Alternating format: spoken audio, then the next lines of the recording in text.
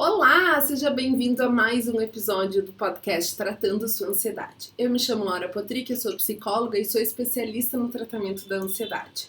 E hoje mais um episódio do Me Ajuda, Laura. Para o episódio de hoje, eu escolhi a pergunta da Má.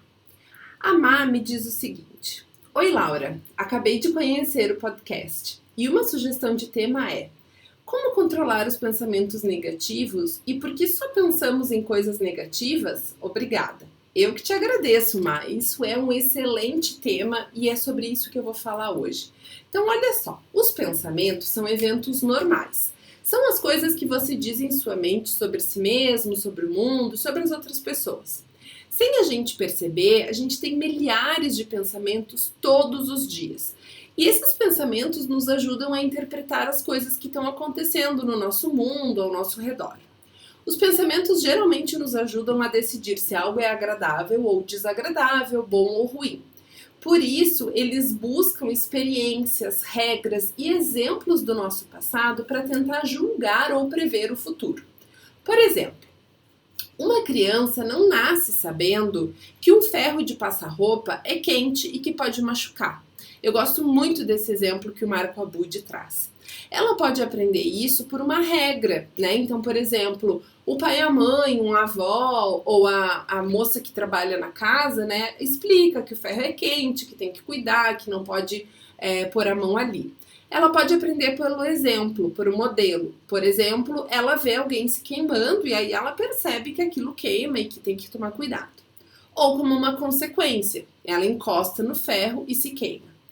Nós aprendemos a associar o perigo com o ferro, né? No caso, essa criança com o ferro de passar, e esse pensamento vai desencadear reações físicas nessa criança.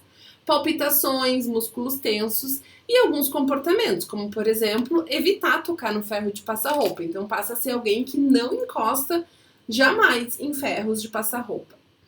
Os pensamentos, eles podem ser experimentados por palavras, por imagens, memórias, sons, sentimentos imaginários ou simplesmente uma sensação de simplesmente eu sei. Eles podem ser voluntários ou automáticos.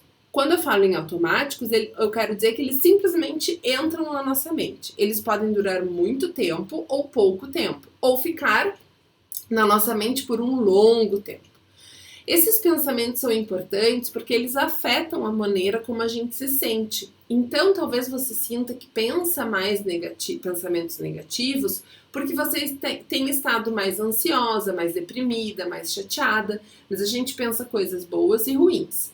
A maneira como a gente pensa numa situação pode influenciar o modo como a gente se sente e como a gente reage, ou seja, as nossas sensações físicas e o nosso comportamento.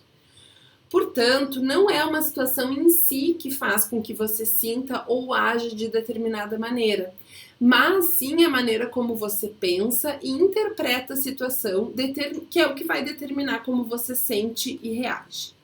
E aí você me pergunta o que fazer, né? Então, olha só, a gente vai fazer eu vou passar para vocês um exercício muito importante, muito bacana. Então, pega aí um papel e uma caneta e anota algumas coisas que eu tô trazendo aqui para você, porque isso vai te ajudar em várias situações da sua vida. O que eu sugiro que você faça é desafiar os seus pensamentos.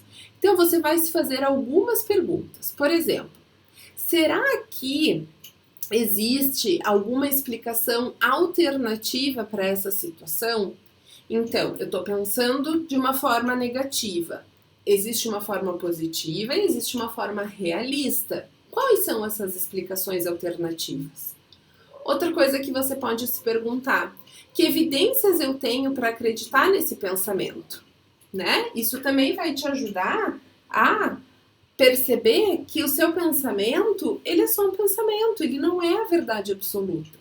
Outra coisa, quais argumentos a favor e contra os seus pensamentos você consegue identificar? Outra pergunta que você pode se fazer: se o pensamento negativo vier e se isso for uma verdade, quão ruim isso seria? E qual é o pior cenário dentro disso tudo que você consegue imaginar?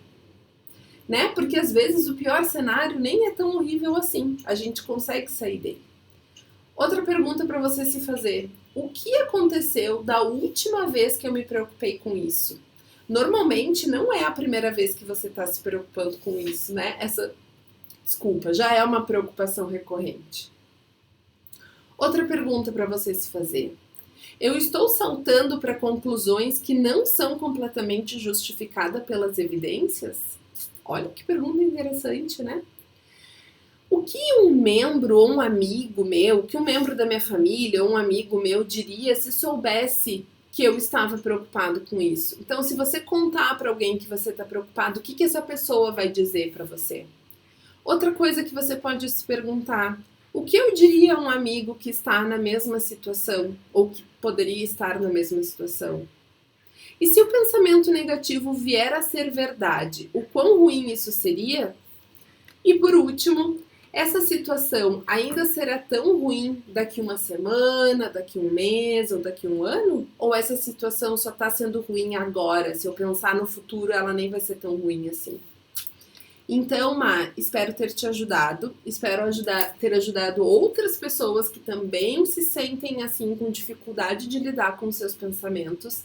E principalmente saibam, não existe como a gente não pensar.